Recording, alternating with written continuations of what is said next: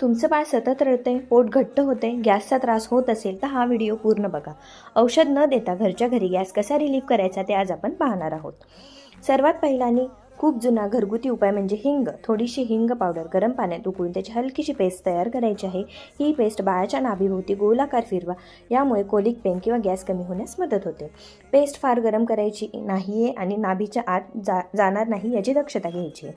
याचाच एक पॅरलल उपाय म्हणजे एक टमी रोलॉन मिळतो. तो टमी रोलॉन यामध्ये सोफ आणि हिंग याचा कंटेंट असतो.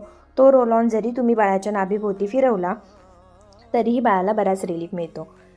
दुसरा उपाय म्हणजे बाळाच्या पाठीवरती हलकंसं रबिंग करायचं आहे. व्हिडिओत दाखवल्याप्रमाणे 2 बोटं सोडून खालच्या दिशेने कंटिन्युअस रब करा. ही मुवमेंट गॅस खाली सोडायला खूप मदत करते. नंतर बाळाला टमी टाईम खूप गरजेचा आहे. 1 ते 3 महिने वय असलेल्या बाळाला 5 ते 7 मिनिटांपेक्षा जास्त टमी टाईम द्यायचा नाही आहे. 3 महिन्यानंतर हळूहळू तुम्ही वेळ वाढवू शकता. यामुळे पचन सुधारतं आणि गॅस कमी होतो. नंतर बाळाच्या तळपायाच्या मध्यभागी व्हिडिओत दाखवल्याप्रमाणे अंगठ्याने आडव्या दिशेने हलकीशी मसाज करायची आहे.